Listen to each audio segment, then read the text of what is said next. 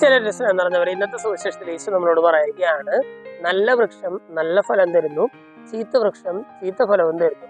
അതുവരെ കേൾക്കുമ്പോൾ നമുക്ക് ഓക്കെ ആയിരുന്നു. കാരണം നല്ല വൃക്ഷം നല്ല ഫലം തന്നോട്ടെ, ചീത്ത വൃക്ഷം ചീത്ത ഫലം തന്നോട്ടെ, അതിന് ഞങ്ങൾക്ക് എന്താണ് കുഴപ്പം?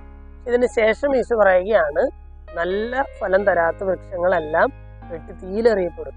നമ്മൾ ഇത് ഈശോ ഈ ഉപമ പറയുമ്പോൾ നമുക്കറിയാം, ഈശോ ഇത് മരത്തെ കുറിച്ചോ മരത്തിൽ നിന്നുണ്ടാകുന്ന ഒരു ഫലത്തെ കുറിച്ചോ അല്ല ഈശോ ഇത് പറയുന്നത്, മറിച്ച് മനുഷ്യനെ കുറിച്ചാണ് പറയുന്നത്.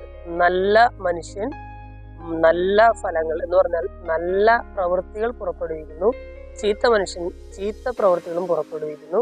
ഈ നല്ല പ്രവൃത്തികൾ പുറപ്പെടുവിക്കാത്ത മനുഷ്യരെല്ലാം വിധിയുടെ തീയിലെറിയപ്പെടും, നരകത്തിയിലെറിയപ്പെടുമെന്നാണ് ഈശോ ഇതിലൂടെ നമ്മളോട് പറയുന്നത്. നമ്മളൊരു ഒരു മരത്തിന്റെ ഫലം എങ്ങനെയാണ് ഉണ്ടാകുന്നത് എന്ന് ചോദിച്ചാൽ അത് നമ്മൾ കൊടുക്കുന്ന ഇൻപുട്ടിനനുസരിച്ചാണ്. ഒരു ഫലം എന്നൊക്കെ പറഞ്ഞാൽ അത് ആ മരത്തിന്റെ ഔട്ട്പുട്ടാണ്, ആ മരം നമുക്ക് നൽകുന്ന ഒരു സംഗതിയാണ്.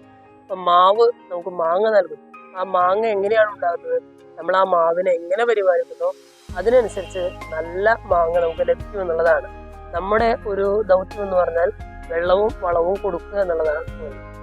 നമ്മൾ എങ്ങനെ ഈ മാവിനെ പരിപാലിക്കുന്നോ അതിനനുസരിച്ച് നല്ല മാങ്ങ നല്ല ഫലം ഈ മാവ് നമുക്ക് നൽകും എന്നുള്ളതാണ് ഒരു പ്രപഞ്ച നിയമം. അതുപോലെ തന്നെ നമ്മുടെ മനസ്സിലേക്ക് നമ്മുടെ ഹൃദയത്തിലേക്ക് നല്ല കാര്യങ്ങൾ നമ്മൾ കൊടുത്താൽ അതിനനുസരിച്ചുള്ള പ്രവൃത്തികൾ വരും എന്ന് ഇന്നത്തെ സുവിശേഷത്തിലൂടെ യേശു നമ്മൾ ഓർമ്മിപ്പിക്കുകയാണ്. നമ്മുടെ ഹൃദയത്തിൽ നിന്നും നമ്മുടെ മനസ്സിൽ നിന്നും നല്ല പ്രവൃത്തികൾ വരാനായിട്ട് ഒരു കൃപയ്ക്കായിട്ട് പ്രാർത്ഥിക്കാം. അതിനായിട്ട് നല്ല കാര്യങ്ങളെ നമ്മുടെ മനസ്സിനും ഹൃദയത്തിനും നൽകാം. ദൈവം എല്ലാവരെയും സമൃദ്ധമായിട്ട്